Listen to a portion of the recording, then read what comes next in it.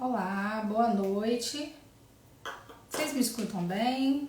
Doutor Carlos, Ludmila, Alonso, boa noite. Me escuta bem? Doutor Alexandre Flecha, que honra tê-lo aqui conosco. Grande professor de Direito Processual Civil. Monique, boa noite. Áudio ok, obrigada pelo retorno, Alonso. Já vamos esperar um pouquinho que a Samara já vai entrar para conversar com a gente sobre esse tema tão instigante que é a propaganda digital, principalmente nesse momento Covid, né? Que a gente está vivendo da pandemia. E a Samara é advogada, vice-presidente da Comissão de Proteção de Dados e Privacidade da OAB RJ, membro da Comissão de Direito Eleitoral da OAB RJ, membro da Academia de Direito Eleitoral, membro da Academia Brasileira de Direito Eleitoral e Político, ABRADEP, pesquisadora do Instituto Liberdade Digital, membro do Grupo de Prerrogativas e fundadora do Pollen Mediatek, eu acho que é isso. Deixa eu ver aqui se convidar a Samara para vir conosco. Um minutinho. Peraí. Cadê a Samara? Aí. Aguardando a doutora Samara entrar para conversar com a gente sobre o tema. Oi, doutora Samara, boa noite. Olá, tudo bem? boa noite, Priscila, tudo bem? Tudo ótimo, e você? Tudo certo, tá me ouvindo bem? Eu escuto bem. Você me escuta bem? Uhum. Tá ótimo, A então. Camila entrou aí, tudo bem, Camila? Ansiosa por essa live, eu também estava ansiosa por essa live. Para conversar sobre esse tema, né, doutora Samara? Que a Sim, gente, um que tema. é bem atual, né? A gente que atua no direito eleitoral e tá vivendo Sim. a gente vai viver uma campanha municipal bem atípica, né, doutora Samara? E vou explicar um pouquinho antes de lhe passar a palavra o motivo dessa live, né? E por que campanha digital? Porque, na verdade, as campanhas municipais, elas não têm muito perfil de campanha digital, né? Ela tem mais aquele perfil mais próximo do eleitor, corpo a corpo, reunião, visitas, né? Tudo isso que a gente não está podendo viver neste momento. Além disso, temos algumas experiências que quem atua nas eleições gerais e para quem não é da área que está nos acompanhando, eu já vi que tem pré-candidato aqui nos acompanhando, doutora Samara, porque o tema realmente é instigante, né? Então, para quem não é da área, quando a gente fala em eleição geral, a gente está falando de campanha para presidente, governador, senador, e realmente os meios digitais são mais usados, né? Mas em 2018 a gente percebeu isso, inclusive foi a primeira campanha que pôde ser utilizado o recurso do impulsionamento eletrônico, né? Mas esse fato não é muito comum nas eleições municipais. E o que a gente tem visto agora é que tem se espelhado muito na campanha de 2018 para o desempenho de 2020, justamente por estarmos no momento em que ainda estamos no isolamento, ainda que muitos municípios estejam flexibilizando, até por questões econômicas, né? Mas estamos num momento delicado, um momento de transformações, um momento que precisamos nos reinventar e um momento que teremos aplicação de uma legislação que para quem não participou das eleições gerais é tipicamente nova, né? A gente, inclusive, tem muitas dúvidas, muitas pessoas perguntam, pode ter impulsionamento pré-campanha? O que eu posso fazer em pré-campanha? Porque ainda existe muito medo em torno da pré-campanha, né? E é bom lembrar que a pré-campanha ela foi instituída na eleição de 2016, né? Foi a primeira eleição que a gente usou a pré-campanha, salvo engano. Ela veio em 2015 e você teve aquela reforma eleitoral que possibilitou ao pré-candidato se mostrar como pré-candidato. Porque antigamente era como se fosse aquele esconde-esconde, né? Todo mundo sabe, mas eu não posso Ninguém mostrar pode que eu sou falar. Então, em 2015, com a reforma, um retalho, né? Que eu falo que a gente não tem reforma, a gente tem retalhos, né? Todo ano ímpar, nós temos retalhos. E no retalho de 2015, na reforma eleitoral de 2015, nós tivemos aí a figura da pré-campanha, né? E tivemos também o encurtamento da campanha ao mesmo tempo, né? Que passou-se para 45 dias. Antes, a campanha eleitoral ela começava a partir de 5 de julho.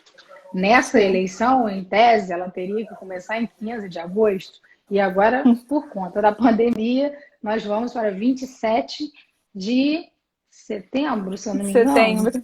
Setembro, nesse mês, né? Então é sobre esses assuntos que a gente quer conversar um pouquinho. E aí a gente vai interagindo. Eu tenho certeza que hoje a gente vai ter participação e perguntas diversas. E já passo a palavra já lhe agradecendo o aceite do convite e estar aqui conosco na Comissão de Direito Eleitoral de Campos.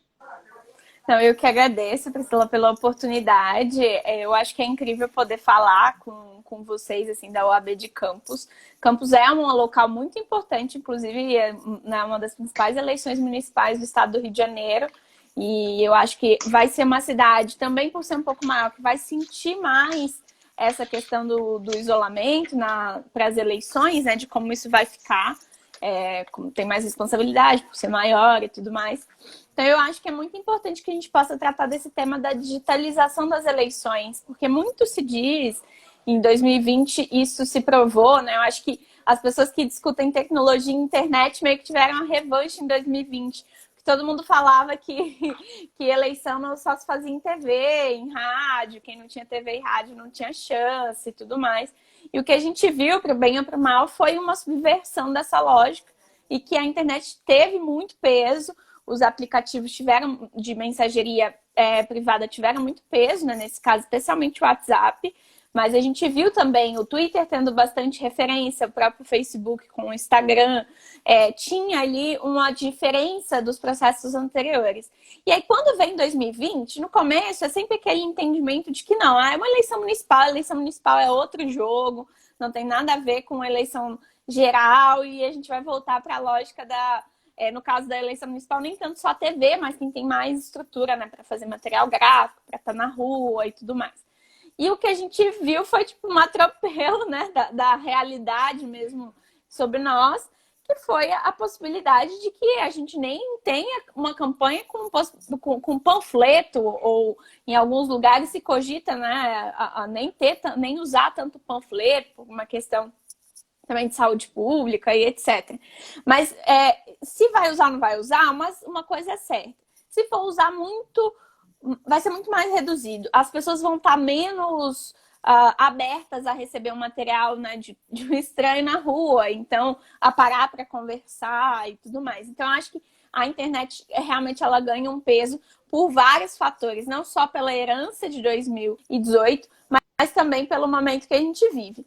E aí chegam os desafios, né? O Diogo Reis, que é um professor que eu gosto bastante, ele fez uma expressão que eu acho sensacional, que é a campanha corpo a corpo, que vai ter que virar uma campanha byte a byte, né? Entendendo o byte como a menor unidade de informação que circula, circula na rede, né? Na internet e tudo mais. Então, eu acho que é uma boa entender como que vai ficar aí esse próximo momento. E as perguntas que não querem calar, né? Pode impulsionar, não pode impulsionar? Quais ferramentas de tecnologia podem ser utilizadas nas eleições? O WhatsApp, que foi essa principal canal de comunicação, ele pode ser usado como foi em 2018? Não pode? Ou se não pode, que jeito que pode, então? E se o adversário não pode, como eu posso denunciar também o que o adversário está fazendo? Que eu acho que é uma coisa também que as pessoas... não só quem é candidato, mas os eleitores também ficam perturbados, né, por terem esse acesso. E a sensação que a gente tem é que, por justamente a gente ter um momento distinto muita gente chama de o eleitor Netflix, né, das pessoas que estão na rede, e elas escolhem quando elas vão consumir conteúdo, qual conteúdo, por quanto tempo, não é mais aquela comunicação de TV ou de rádio, que você está ali fazendo uma comunicação de poucos para muitos, mas massificando. Agora, a internet ela é uma comunicação que eu diria que seria de poucos para poucos também, porque o ideal é que você consiga chegar no seu eleitor mesmo, no seu perfil de eleitor. Então, tentando encaixar e achar nesse mundo todo aí de redes sociais, onde estão os interesses do eleitorado, de que maneira ele se relaciona com aquela rede social específica e de que maneira a gente pode trazer conteúdo para atingir essas pessoas sem infringir os aspectos da legislação, que eu acho que é o desafio que está colocado. Exatamente. Eu ia até falar sobre isso, porque eu já vi aqui duas perguntas, né? E aí eu tô me passando aqui, me ajudando pelo telefone, porque fica difícil a gente lembrar depois, né? E o Alonso perguntou o que configura a pré-campanha virtual e que poderia ser incorreto neste termo. E eu acho que não tem nada de incorreto nesse termo. A pré-campanha é pré-campanha de qualquer maneira, seja ela virtual, seja ela presencial. Eu não sei se a senhora concorda comigo, doutora Samara, mas pré-campanha hoje, na verdade, é você mostrar que você vai postular um espaço dentro de uma agremiação partidária para buscar a sua viabilidade da sua candidatura. Então, se a lei, a partir de uma alteração, criou o artigo 36A e possibilitou a pré-campanha, seja ela virtual, seja ela presencial, essa pré-campanha, ela pode ser feita. E o que não é, a gente não está falando aqui de o que é incorreto no termo, mas é o que é incorreto fazer numa pré-campanha. É isso que a gente tem que ter cuidado. E aí vem a segunda pergunta, que foi a Jossana que me perguntou. O que caracteriza campanha atemporal no que tange a redes sociais? E campanha atemporal que ela quer saber, acredito que seja campanha antecipada, né? Em redes sociais. E também temos balizamento legal para isso, né? Porque a lei diz o que é considerado pré-campanha e o que não é considerado pré-campanha. O que eu acho que, na verdade, é de mais relevante a gente tirar disso daí é a gente teve um julgamento muito importante, né, que balizou bem a questão do pedido explícito de voto.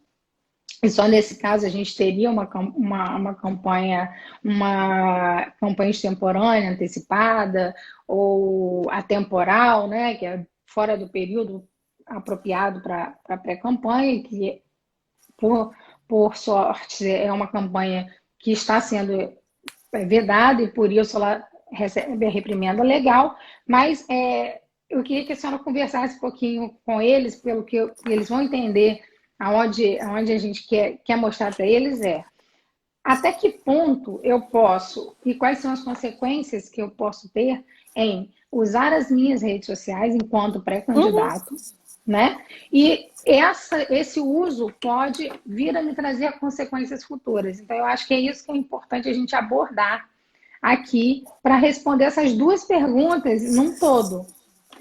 Eu entendo o seguinte, Priscila, e isso é bem interessante porque é o que a gente tem ouvido assim a todo momento. Eu posso lançar a minha pré-candidatura e falar que eu sou pré-candidato aqui nas minhas redes e fazer uma foto com alguém dizendo que eu sou pré-candidato. O que eu sempre digo? E aí eu tenho tentado acompanhar um pouco essa expertise do jurídico, mas muito somada à expertise da comunicação e de como funciona a tecnologia a serviço das campanhas. E o que eu percebo é o seguinte: você pode, desde que não impulsione, porque um conteúdo que tenha conotação eleitoral, ele não pode ser impulsionado. Se for um conteúdo que a gente entende como indiferente eleitoral, que não tem aquela conotação eleitoral, que está trazendo outros elementos de conteúdo sobre personalidade, sobre histórico de vida, sobre trajetória e etc. Esse conteúdo, sim, ele poderia ser impulsionado, desde que ele não tenha conotação eleitoral. Aí eu faço até um parêntese, porque o Ministério Público do Rio de Janeiro tem, mesmo, independente do conteúdo, tem reiterado o pedido de informações, etc., para os pré-candidatos. Mas eu entendo que cabe, sim, o impulsionamento para conteúdo que não é eleitoral. Alguém perguntou o que é impulsionar. Impulsionar, basicamente, é patrocinar a dinheirinho ali para aquele conteúdo atingir mais pessoas e de forma mais direcionada. Então, eu acho que essa questão é muito importante da gente ter essa. E a partir dessa diferenciação, eu coloco o seguinte: os eleitores, aí tem várias pesquisas que mostram, tem uma pesquisa do Eleitor Conectado bem interessante que saiu recentemente, que os eleitores não estão interessados agora em saber em quem eles vão votar. Mas eles estão interessados, sim, em ouvir sobre trajetória, sobre opinião, que tem opinião sobre os assuntos de maneira geral, não só os assuntos de cidade, os ali do condomínio, né, diretamente, mas os assuntos de maneira geral. Isso ganhou muita relevância de 2016 para cá, é uma eleição totalmente diferente no sentido do que os eleitores querem ouvir. Então, eu não acho que ajude você só dizer que é pré-candidato. Ainda que tudo bem, ainda que não seja assim, desde que você não faça o impulsionamento, que não tenha o pedido de voto, como a Priscila colocou, tudo bem. Mas só que agora é um momento que seria melhor se as pessoas estivessem investindo em criação de reputação, em contato e demonstração de trajetória e nessa sensibilização mesmo dos eleitores. E aí, a partir disso, construindo os seus mecanismos de redes sociais, que tem a ver com consolidar um bom conteúdo de Facebook, de Instagram, de Twitter, ou qual rede foi escolhida, de LinkedIn, de TikTok, qual rede foi escolhida para poder tratar disso. E tem a ver também com começar a segmentar o seu público e construir o seu banco de dados. Porque o banco de dados, inclusive, acho que é uma coisa que a gente pode falar aí mais para frente, Priscila, ele é fundamental para duas coisas. Entrar em contato com o eleitor pelo WhatsApp ou pelo Telegram de forma legal, sem utilizar banco de dados de terceiro, sem utilizar disparo em massa, mas entrar em contato com o eleitor. E segundo, e aí me toca muito esse tema porque é a minha área realmente de expertise, caso você tenha algum ataque em ambiente virtual, seja com fake discurso de ódio ou qualquer coisa assim, como que você vai se defender? A maioria das vezes você tem que ter o seu banco de dados para acionar, para desmistificar o que foi feito, para informar rapidamente a sua versão. Então, eu entendo assim, fazendo um panorama geral, eu vejo dessa forma. A gente fez aqui, Samara, duas lives muito importantes na Comissão de Direito Eleitoral. Uma delas a gente tratou exatamente sobre fake news. E nela nós falamos sobre isso. Muitas vezes a defesa contra uma desinformação, né? Porque o fake news não é apenas a matéria falsa, e eu gosto de frisar isso, porque importa-se um termo, traduz-se literalmente, mas na verdade não é isso. É um conjunto, né? É um conjunto de desinformação. E a desinformação se combate com informação. Então, eu acho que vem a calhar justamente o que você disse. A partir do momento que você cria seu banco de dados, você consegue jogar a sua informação verdadeira, independente, inclusive, dos aparatos judiciais que a gente tem para fazer isso, de forma mais rápida, a reduzir os danos que aquela falsa notícia venha causar, ou aquela desinformação venha a atingir, né, os seus eleitores. Teve uma pergunta feita aí, uma grande, eu vou olhar, já deve ter me embaçado aqui. Porque não dá, né? A gente não consegue ler. Tem que ler e óculos, falar. Então não estou conseguindo. Então somos duas. Né? E a gente não quer botar óculos para não ficar refletindo no óculos, mas não dá, não consigo ler. Então tem que ter para usar a colinha mesmo. E assim, tem uma coisa muito interessante, falar sobre impulsionamento, né? Me perguntaram aí o que é impulsionamento, e aí você respondeu com muita propriedade, que é a gente alcançar o maior número de gente possível. E tem uma diferença na da eleição de 2018 para a eleição de 2020, né? Foi incorporada pela reforma de 2017, que foi justamente a proibição do disparo em massa. Sim. Justamente pelo que a gente tem visto aí que ocorreu, né? E aí, qual seria, para que eles possam, quem nos ouve possa entender, essa diferenciação de impulsionamento para disparo em massa de informação? Ó, eu acho que, inclusive, os canais são distintos, porque o impulsionamento, esse nome ficou meio confuso, né? Mas a lei fala de propaganda paga na internet, fala também sobre priorização de conteúdo. E aí, talvez tenha sido até um esforcinho ali do Google para poder se incluir no meio do impulsionamento, porque ficou parecendo muito que era só Facebook. Mas o que é o impulsionamento? Ele é a possibilidade de você utilizar os recursos da própria plataforma para poder atingir um determinado público direcionado. Inclusive, uma informação interessante é até que o mais caro de um impulsionamento não seria necessariamente você atingir milhões de pessoas. O mais caro de um impulsionamento seria você atingir uma pessoa. que é você conseguir determinar tantas características que você possa escolher exatamente quem é que você quer atingir. E aí que fica caro. Mas aí o impulsionamento, você pode fazer ele dentro do Facebook, dentro do Instagram, dentro do Google, e aí por consequência também do YouTube, né? O Google é dono do YouTube. Mas o Tu faz anúncio pago para campanhas, não faz. O TikTok já se manifestou também que não faz anúncios pagos para campanha, mas isso ainda está meio nebuloso. Dentro dessas redes, você faz um pagamento e consegue acessar determinado tipo de pessoa, de informação com seu conteúdo chegando até elas. O spam em massa, ele acontece menos dentro das plataformas de rede social e mais dentro dos aplicativos de mensageria privada. E a gente fala esse nomão todo, aplicativos de mensageria privada. Basicamente é o WhatsApp, que hoje todo mundo, né, pensa muito no WhatsApp. O Telegram tem também o seu público cativo, inclusive eu falo que o Telegram é um grande instrumento para se fazer campanha, a depender da cidade que você tá, ele carrega, ele é leve, ele também está dentro do plano de dados das companhias telefônicas, ainda que não se divulgue isso. Mas o disparo em massa, ele está centrado mais nesses aplicativos de mensageria privada. Que pode também ser, a gente pode considerar também ali o Messenger do Facebook. Tem gente até que fala se o direct do Instagram também não estaria um pouco conectado a isso, mas eu entendo que está mais ali. E essa disparo em massa, ele ficou muito aberto na lei. Isso é um problema, porque ele ficou colocado como se fosse qualquer conteúdo dado massivamente que seja igual, e que o conteúdo igual, né? E que seja feito por pessoa ou por robô. E aqui a gente já começa um rolo.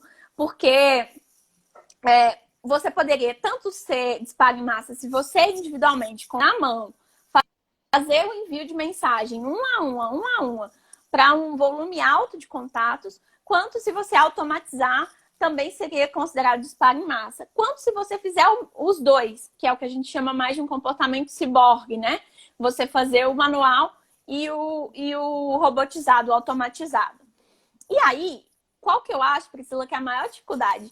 A lei deixou isso em aberto e ela não levou em consideração a resolução, que pode ser que a gente tenha, numa cidade, um envio de 1000 mensagens, seja um negócio ridículo, como seria no Rio de Janeiro, por exemplo, mas pode ser que o envio de 1000 mensagens numa cidade como, sei lá, uma cidade de Silva Jardim, aí no Rio de Janeiro, seja um envio massivo. E aí, como que você vai fazer esse referencial? Você não tem um padrão de referencial. E aí traz um desafio para os candidatos, que você sabe o óbvio, você não pode utilizar nenhuma plataforma externa para automatizar seu conteúdo. Sim, gente, quem está usando aqueles aplicativozinhos de disparo de mensagens pelo WhatsApp, não pode. Já aviso logo, não pode. Não acostume a sua conta assim. Não pode. Isso aí tá fora. Agora, como fazer esse envio de mensagens de maneira dentro da legalidade? Eu indicaria que as pessoas pensassem em mecanismos de utilização dos próprios grupos de WhatsApp e de Telegram, Signal, qual aplicativo as pessoas quiserem usar, de listas de transmissão, que também são uma alternativa, mas que principalmente eles tivessem um cuidado, que eu acho que é talvez o mais complexo do disparo em massa e que seja... Esse tá claro, esse não tem discussão, que é o uso dos números. Não usem números que não são de vocês, que vocês não têm autorização. Porque se usar, for denunciado, vai ter uma encrenca. Então, assim, é algo que não vale a pena. Então, tentem desde já vocês já podem acessar os eleitores de maneira orgânica e ter essa autorização para se comunicar com o eleitor de forma direta. Inclusive, isso é mais... Acho que as pessoas já começaram a perceber que ninguém se sente confortável com essa invasão realmente de privacidade, você ficar oferecendo. A gente não gosta nem quando é coisa para comprar, né? Quanto mais com uma coisa delicada como é telemarketing, né? Sim. Né? A gente já não gostava de telemarketing, né? Então agora que a internet é uma realidade e a gente usa mesmo o tempo todo para divulgar nossa live, eu também usei a lista de transmissão, né? É uma ferramenta importante, a gente Sim. sabe da importância. Mas a gente tem que ter cuidado e isso, para a gente que é advogado, é tão difícil falar isso para um candidato, né, doutora Samara? Porque o candidato fica querendo de tudo, buscando sempre alcançar o maior número possível e acha que isso vai se converter em votos e não é bem assim, né? Na verdade, o engajamento na campanha é mais importante, né? E é o que a gente chama, eu gosto muito de falar de controle ou avaliação de riscos, né? Quando alguém pergunta, eu vou fazer, cara, vamos avaliar o risco, eu te passo tudo que pode Sim. ter e a decisão é sua. Nosso papel é esse, né? Apresentar os riscos, apresentar tudo isso justamente para que o candidato ou o cliente possa escolher o caminho que ele vai seguir, seja de maneira segura e até mesmo considerando uma possível arrependimento do Estado sobre isso. Eu vi uma pergunta aqui, doutora Samara, sobre gastos de campanha, na pré-campanha. Eu vou deixar a senhora responder sobre isso, porque eu já tenho. Porque para a gente é tão comum, né? Que Sim, sabe tanto essa pergunta, né? é tão recorrente, né? Alô? Me escuta, Sim, doutora super. Samara? Oi, Então, pode tô te falar. ouvindo. Você me escuta? Eu Não, escuto, porque então, tem um monte ó, de pergunta aqui. não Ó, tem eu, gasto pré-campanha. Primeira coisa, né? é por isso Não que eu existe vou deixar a gasto senhora responder. pré-campanha. Isso aí não está coberto pela legislação, assim. O que está coberto pela legislação é o período de campanha, que aí nesse período as pessoas podem gastar, tem uma seleção de gastos que podem ser realizados, tem inclusive isso nas eleições municipais, é muito importante, um limite de gastos. Tem cidades, aqui eu estou na quarentena passando aqui com os meus pais em Minas Gerais. Aqui na cidade que a roça dele é 10 mil reais. Então, tem essa restrição. Que é um problema, né? É um absurdo também, mas a gente já tratou sobre esse tema em outra live também, né? Uma legislação feita ao apagar das luzes Sim. que aproveitou um modelo 2016 que já não dava certo. Enfim, né? Mas é por isso Então, que a gente, gasto para campanha não pergunta tem. não existe, porque qualquer tipo de gasto, gente, é bom que vocês saibam, ele só pode ser realizado depois que abre-se o CNPJ do candidato. Então, se você não é candidato, você não tem gasto pré-campanha.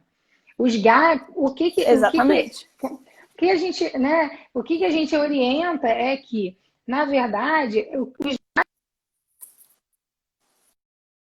enquanto pré-candidato sejam gastos, o que o ministro, salvo engano, Luiz Fux detalhou em um dos julgamentos, sejam os gastos módicos, aqueles gastos de um Sim, candidato médio, né, que seja dentro, que não seja nada normal, para que depois você não responda, não venha responder por abuso de poder econômico, né? Não é crível, por exemplo, na cidade que a senhora está, né, que um limite de gasto seja de 10 mil reais, você gasta 20 mil numa pré-campanha sim. fazendo.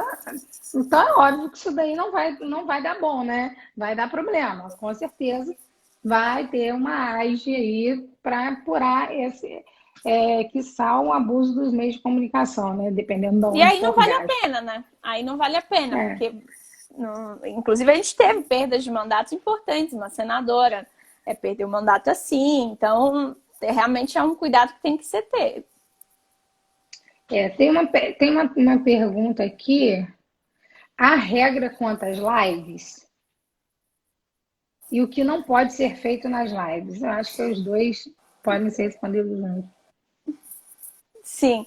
Então, uma confusão um pouco que aconteceu com essa coisa de live, porque é o seguinte, nas eleições passadas, que a gente tinha os ao vivos, né, que era um pouco diferente das lives, o mesmo espírito, mas um pouco diferente, tinha um entendimento de que não poderiam ser feitos ao vivos nas convenções eleitorais, que isso ultrapassava um pouco do que era possível, que esse era um espaço restrito dos partidos. Isso acabou trazendo um pouco de confusão, como se fosse uma restrição às lives agora, né? Que não pudesse fazer lives que se trata de política. Mas a restrição da como ferramenta é a mesma restrição de uma maneira geral, que é a restrição do pedido de voto, a restrição realmente do conteúdo eleitoral, de conotação eleitoral. E dá pra ver? Acho que pra mim deu uma travada. Mas a gente te ouve, mas a sua imagem travou. Agora melhorou. E, então, o cuidado com as lives é o mesmo cuidado com os outros conteúdos. A diferença de que esse é um mecanismo que já se tem um olhar um pouco mais rigoroso.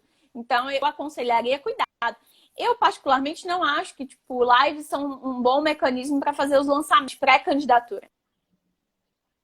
Porque eles foram muito realizados quando a gente ainda podia fazer coisas pessoalmente. E eu entendo que esse período aí, mais ou menos de fim de abril até agora, seria até o mês passado, né? Agora a gente já estaria em outro ritmo. Mas seria um período que as pessoas fariam normalmente os eventos presenciais para os seus colaboradores para fazer esse lançamento. Mas eu entendo que as lives não necessariamente cumprem o mesmo papel. Eu acho que vocês podem se arriscar, inclusive chamando a fiscalização para si. Então eu teria cuidado nesse. E aí tem uma outra pergunta aqui do Alonso fazendo o seguinte: o que pode ser feito em termos de impulsionamento? Então, agora ou depois? Ou os dois? Acho que os dois, né? Vamos perguntar mesmo, né? Acho que a gente pode falar agora e depois, porque vão perguntar aí, né? Pergunta que sempre tem. Agora, eu entendo que o impulsionamento ele é para conteúdo não eleitoral, sem conotação eleitoral. É um conteúdo, gente, que qualquer cidadão, pessoa natural, poderia impulsionar da sua própria vida. Então, se eu quiser agora aqui impulsionar um conteúdo de uma foto minha com os meus cachorros, eu posso. Então, eu entendo que o impulsionamento agora, ele cabe como regra geral, como qualquer pessoa natural poderia fazer. Com a exceção da vedação de não ter conotação eleitoral em um conteúdo que vai ser impulsionado. Então, se quer impulsionar agora, muito cuidado com o gasto que vai ter, também na mesma lógica que a gente falava antes, e com o conteúdo desse impulsionamento. Se for parlamentar, também ter o cuidado se o conteúdo de prestação de contas, do mandato e etc. não está infringindo ali o que deveria ser a questão do conteúdo não eleitoral, que é o que eles chamam de indiferente eleitoral. Isso aí é um aspecto. Depois que começar a campanha, aí sim podem fazer o impulsionamento. Eu entendo que pode ser que os partidos agora deixem de pagar material gráfico para pagar impulsionamento para a campanha dos candidatos. Eu acho que essa é uma troca que pode acontecer, porque o impulsionamento ele vai ganhar muita relevância na realização da campanha. E aí algumas dicas. Inclusive, eu gravei uma série de stories no meu Instagram, que eu vou subir agora, justamente falando sobre o que o Facebook mudou essa semana sobre impulsionamento para as eleições. Todo mundo que quiser fazer conteúdo pago na campanha tem que se registrar. Agora, nessa primeira semana de agosto, prazo final, já tem que estar registrado. Muita gente já começou a receber e fica na dúvida, me registro, não registro, o que eu faço da vida?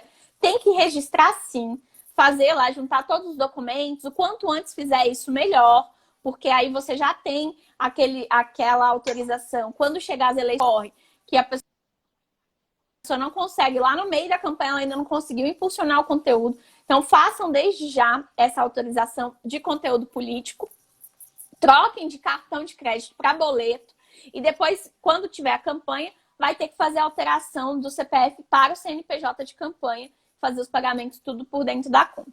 Então, o impulsionamento, vocês podem ficar à vontade para fazer ele durante as eleições.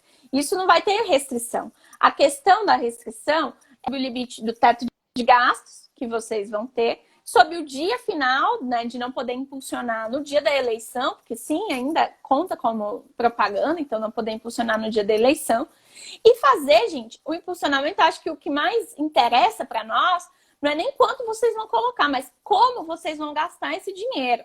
Então, ter realmente profissionais que saibam fazer o direcionamento que vocês querem, porque a segmentação é importante. Qual tipo de eleitor vocês querem atingir? Qual o tipo de eleitor que é possível realmente por meio das redes sociais vocês conversarem com mais proximidade? E aí fazer esse impulsionamento por mecanismos que auxiliem. Tem alguns mecanismos, inclusive o gerenciador de anúncios e etc., que não são tão interessados. É bom já ver a aula, ver coisas sobre isso, para não patinar na hora da eleição. Tem uma pergunta aqui, doutora Samara, porque eu acho que a senhora trouxe um negócio muito... Ó, meu marido entrou aí agora, está nos acompanhando. Oi. Ele fala que eu nunca falo que ele entrou, mas hoje eu falei, viu? Hoje eu falei, porque eu não leio, agora eu estava falando ali. Então, a senhora trouxe uma coisa muito importante, porque, na verdade, duas coisas, né? Porque a gente viu que no início da campanha de 2018 nós tivemos muito problema com o impulsionamento, porque principalmente no Facebook, eles só aceitavam o impulsionamento via cartão de crédito, e a gente não pode fazer despesa de campanha com cartão de crédito. Então, a gente teve uma série, isso já foi melhorado, né? Agora já se emite o boleto. E aí é nesse sentido que a gente costuma orientar. Porque tem algumas pessoas que já fazem isso, já fazem o impulsionamento. Então já tem cadastrado lá o cartão de crédito, o meio de pagamento e tal. É bom que já se troque, que já se coloque para boleto, porque é tão rápido que quando a gente vê, você já perdeu um tempo muito precioso. Então, se tem intenção de impulsionar, que se troque desde agora, para que a gente possa ganhar tempo. E uma coisa que a senhora trouxe novo aí foi essa alteração que o Facebook está fazendo, eu acho que é uma espécie de pré-cadastro, seria isso? De quem quer utilizar a plataforma para conteúdo político. E aí tinha uma pergunta na tela. Tinha uma pergunta na tela. E quem não fizer esse pré-cadastro não poderá fazer? Não vai poder, inclusive porque é o seguinte, esse cadastro, ele faz com que as informações fiquem na biblioteca de anúncios do Facebook por até 7 anos. E aí, é a forma, inclusive, de controle e transparência. É possível dos eleitores consultarem, da própria Justiça Eleitoral, Ministério Público. Então, quem não fizer, não vai conseguir impulsionar conteúdo eleitoral, não vai conseguir se registrar para poder fazer, e vai... Inclusive, Priscila, é importante dizer que em 2018 a gente teve muito problema, mas em 2020 teremos também, porque o mecanismo mudou de novo. Sim. Então, assim, ela sempre por muda, isso que eu tô né? explicando.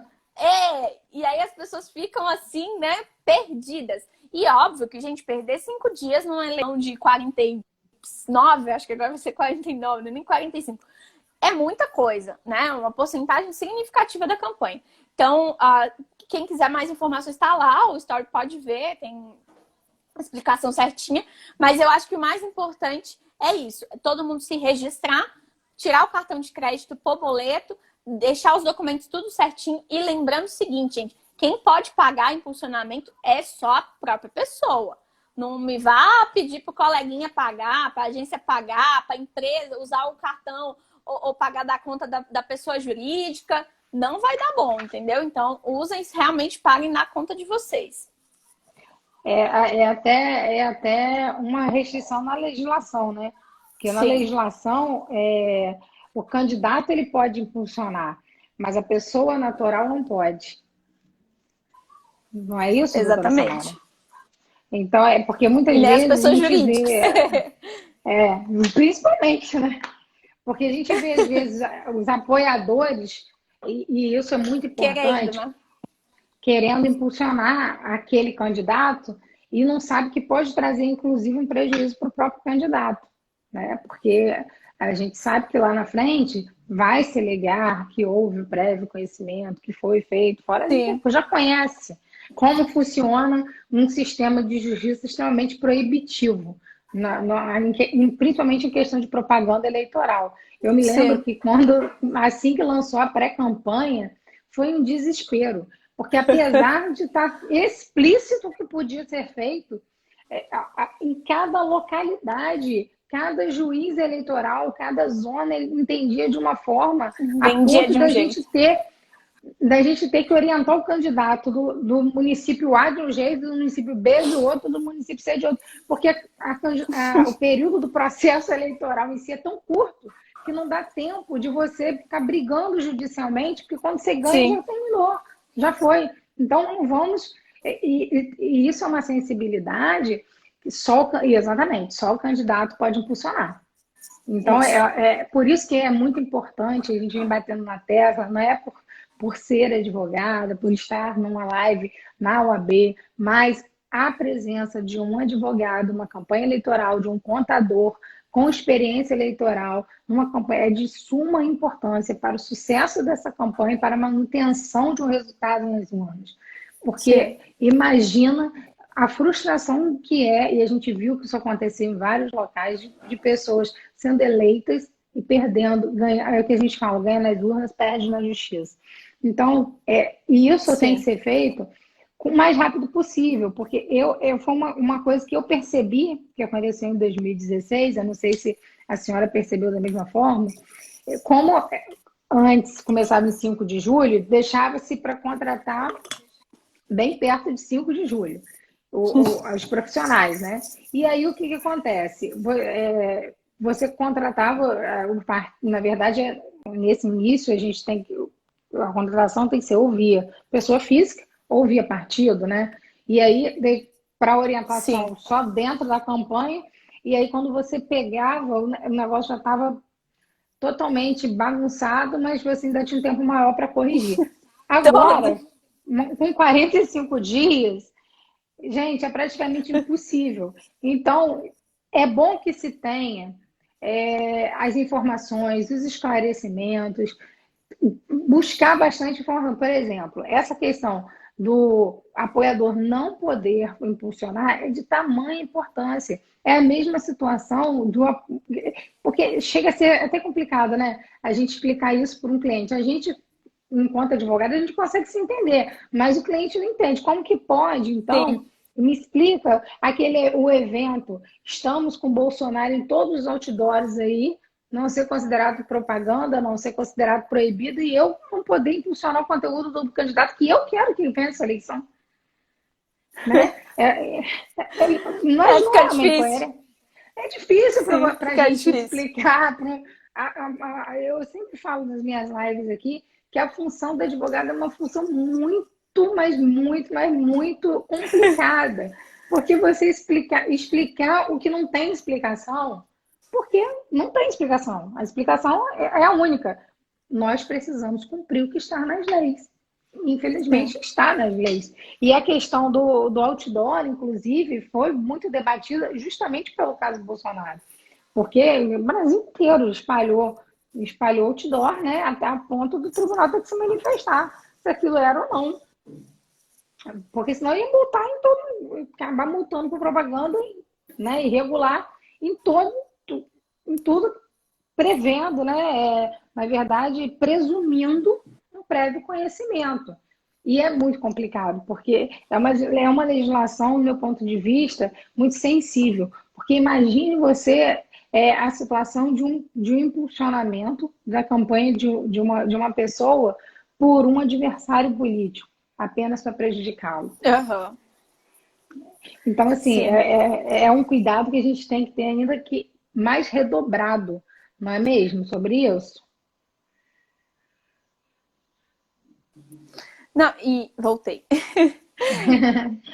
E eu acho que tem uma questão que também é importante a gente se atentar, é que essa avaliação de risco, ela é uma avaliação também referencial, que não adianta transportar o que é feito em uma campanha de uma cidade de um candidato para outra e querer que se encaixe nos mesmos termos. Tem a ver com se você tem uma fiscalização mais assídua, se você já tem a treta com outros candidatos, se você já é réu de outros processos, se você realmente tem um poder aquisitivo diferente dos seus adversários.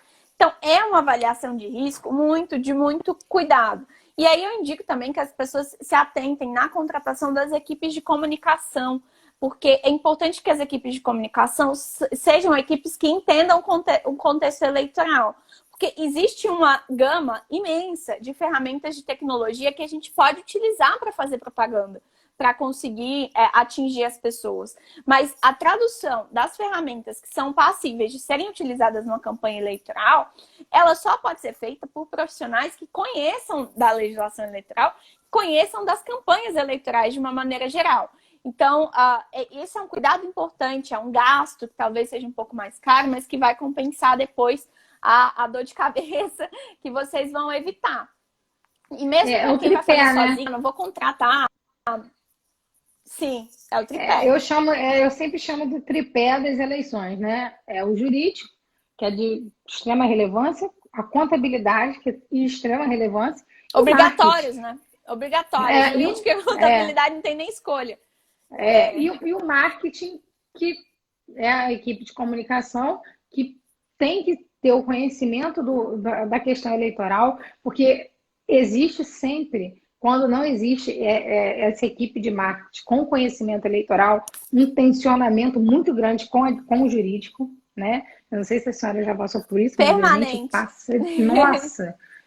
Não, mas porque assim, é diferente de você fazer uma comunicação, uma publicidade de uma empresa, de uma loja, de uma pessoa, e uma publicidade num ambiente político, num ambiente Claro, é restritivo, num muito ambiente que distinto. tudo gera multas, né? Que pode gerar um abuso de poder de comunicação. A gente tem uma figura, gente, que é o abuso de poder pelos meios de comunicação. Então, a gente a gente não está falando de uma coisa que vai gerar só uma simples multa. A gente pode ter consequências Sim. mais graves. E o abuso de poder leva à inelegibilidade, leva à cassação do registro do diploma se já for conferido. Então, são equipes que precisam ter atenção. São gastos relevantes, são mais caros? Óbvio que são mais caros, mas são mais caros justamente por serem gastos especializados. Então, quem tem essa expertise evita, inclusive, o tensionamento da própria equipe, porque a equipe ela tem que conversar, ela tem que estar muito bem alinhada, tanto o contador, o advogado e o marketing, para nada dar errado. Se você tem uma equipe, e é comum, né, doutora Samara, que geralmente a gente sempre fala assim, a corda sempre arrebenta no lado mais fraco. No eleitoral, a corda arrebenta no jurídico.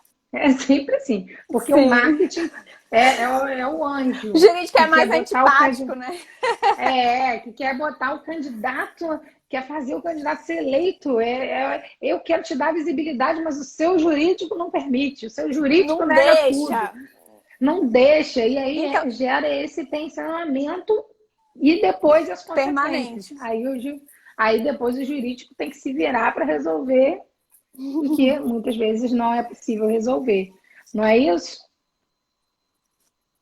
Não, e ultrapassa também o período eleitoral, né? Porque as ações vêm caminhando junto aí depois. Mas eu aconselharia, inclusive, Priscila, para além dessas questões que você ponderou, que eu não vou reiterar porque eu concordo integralmente com todas, que há também essa preocupação de conhecer profissionais que conheçam o contexto eleitoral ajuda, porque aí você também vai fazer uso de ferramentas de tecnologia que automatizem, facilitem, potencializem a sua campanha, seu monitoramento de rede, sua gestão e tudo mais, sem infringir as normas legais, mas auxiliando para que parte desse processo seja acelerado. Então, com o uso de inteligência artificial, com o uso de Big Data, com o uso de várias formas de manifestação na rede, de compreensão do funcionamento da internet, de como isso pode beneficiar o candidato, com insights, com previsões, inclusive com mapeamento de problemas que podem surgir, você não conseguir encontrar mais rápido. Tem uma série de tecnologias que podem ser utilizadas, ajudam as campanhas, e eu vejo que a política ainda não conhece. São coisas que o mercado já está, né? Assim, já sabe de monte e a política ainda desconhece. Só, assim, a gente vê quem usa uma política mais distorcida.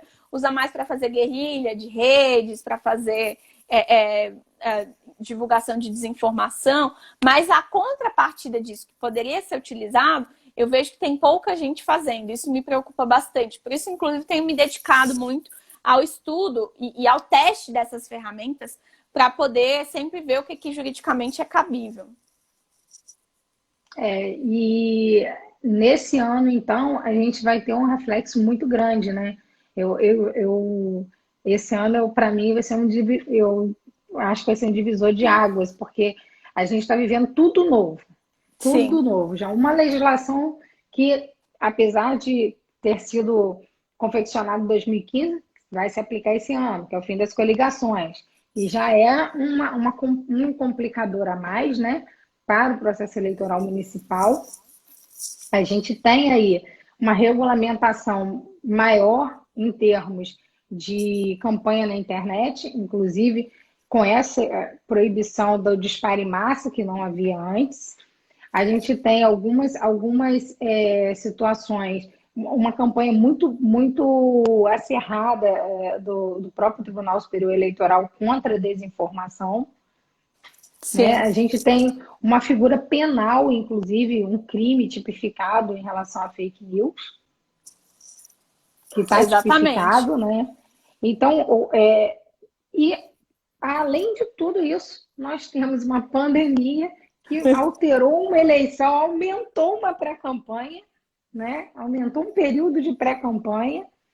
Então, aquelas Fica pessoas já mais estavam instável, né? ansiosas, e as pessoas já estavam ansiosas para entrar numa campanha, continuam no estado de pré-campanha e querendo inovar e querendo aparecer, porque nesse é um outro dificultador, a gente não pode negar, que no momento em que se isola, que você não pode ter o corpo a cor, você não pode olhar no olho do seu eleitor, você não pode tomar o café na casa do seu eleitor, porque você precisa também respeitar normas de saúde, né? Normas sanitárias, Sim, você acaba perdendo visibilidade, porque a campanha, a gente fala, né, no eleitoral, que a campanha de vereador é a campanha de formiguinha, né? É aquela campanha que você busca ali sim. o eleitor um a um, porque ela tem muitos candidatos no mesmo reduto. Diferente numa campanha geral para deputado, por exemplo, que no município aparecem 5, 6, 7, 8, 10, enfim, candidatos para dividir aquele eleitorado. Numa campanha de vereador, isso não acontece. Numa campanha de vereador, a gente tem, inclusive, pessoas da mesma família, inclusive, disputando a eleição. Então, é bem essa coisa mesmo, corpo a Uhum. corpo, né? Né, sem sombra de dúvidas, que as pessoas mais conhecidas terão mais chances nesse pleito. Eu acho que por isso até que os pré-candidatos estão buscando muitas redes sociais, muito mais frequência que Sim. antigamente, né? Estão buscando as redes sociais para lives, para até para peça de propaganda, né? Eu tenho visto muito peça de propaganda, como se fosse os folhetos, né? Físicos. Eu Sim. estou vendo muito essas peças montadas é, de forma digital. E aí, uma coisa que eu acho interessante a gente falar o que seria mais importante nesse momento de pré-campanha, o que a gente, para o pré-candidato, deveria investir numa pré-campanha digital? O que é melhor para ele? Eu sei que a senhora já falou isso no início, né? Que seria a questão do conteúdo, né? Dele mesmo, né? Ele se autopromover, mostrar suas ideias, mostrar o que ele pensa sobre determinadas coisas, ou o que ele que na verdade hoje eu vejo que o eleitor mudou um pouquinho, né? O eleitor ele busca as pessoas, os seus semelhantes, então ele busca as pessoas que pensam como ele, né? E a gente viu muito Sim. isso na campanha de 2018, né? A campanha de 2018 foi muito isso. E eu acho que isso está vindo também a reboque para 2020. Sim. Então, assim, numa pré-campanha, porque uma pré-campanha que estaria acabando praticamente, já foi jogada até 27 de setembro. O que seria indicado para um pré-candidato e até para que o advogado oriente seu cliente a investir investir, não estou dizendo investir de forma financeira, mas investir em termos de conteúdo Tempo. para ganhar Uhum. tempo, para ganhar o próprio engajamento, porque o mais importante hoje é ter o engajamento da sua candidatura.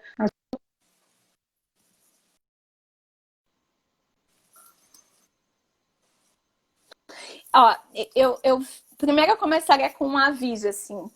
O primeiro aviso é que like não é voto. E muitos profissionais de comunicação, assim, respeitados têm falado sobre isso e etc. Like não é voto.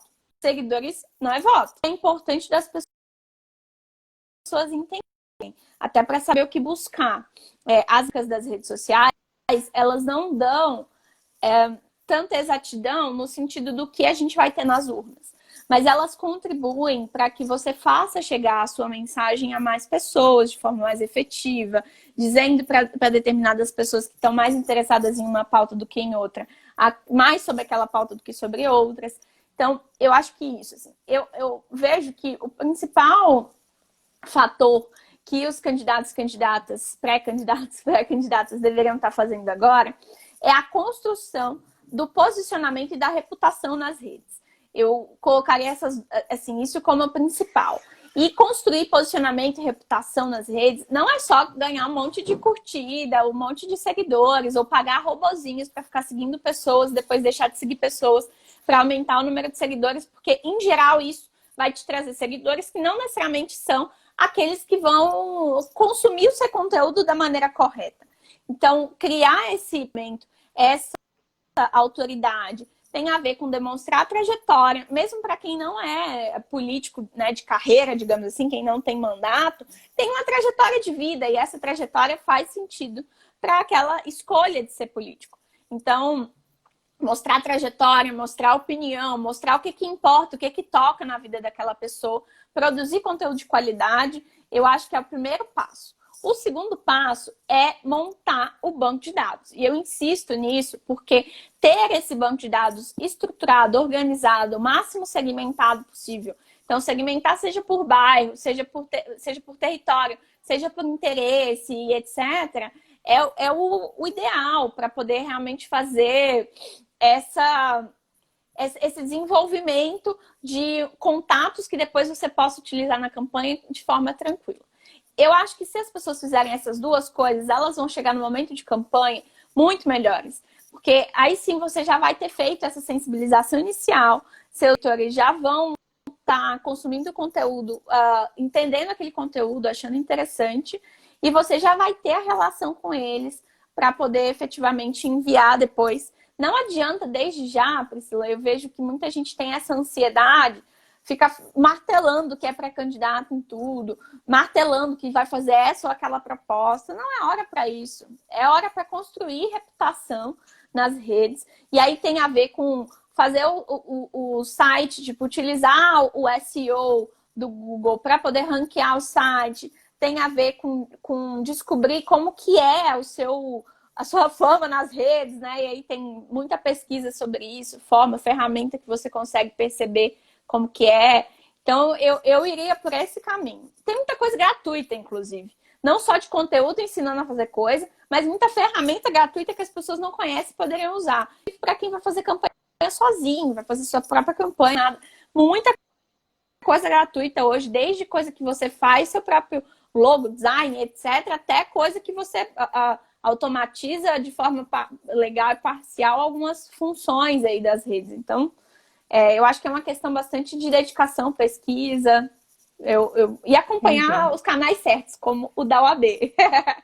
Exatamente. A gente já está com o marcador do Facebook avisando que o nosso vai tempo cair tá a qualquer acabando. momento. Pois é. Mas eu não tem uma pergunta de uma pessoa que está nos acompanhando, perguntando como fazer o cadastro e impulsionamento do Facebook. Acredito que seja o cadastro para conteúdo político e eleitoral, né? E a senhora falou que é uma ferramenta que é bom deixar claro que é do Facebook. O Facebook toma essa iniciativa. Então, Sim. ela perguntou como fazer isso. Né? É dentro da própria plataforma, dentro do próprio Facebook. E aí do Facebook você faz Facebook e Instagram, né? Porque é uma plataforma só. No caso, é tudo do Facebook. Dentro do próprio Facebook, você tem um campo que você consegue ir lá. Para algumas pessoas já está notificando, tipo, se você tem interesse. Mas tem outras pessoas que ainda não notificou, tem como você ir no campo para poder fazer esse preenchimento dentro da parte de impulsionamento. Isso aí. Mas, de qualquer forma, a gente vai botar alguns avisos para todos aí nos nossos canais da OAB. A live fica salva. E, doutora Samara, mais uma vez, agradecer, porque estamos com 20 segundos e logo, logo vai cair. Te dar a palavra para as suas considerações finais. Eu só quero agradecer, gente. Obrigada, Priscila. Obrigada a todo mundo que nos acompanhou. E vamos seguir conversando, discutindo. Acho que tem bastante coisa aí para a gente fazer junto.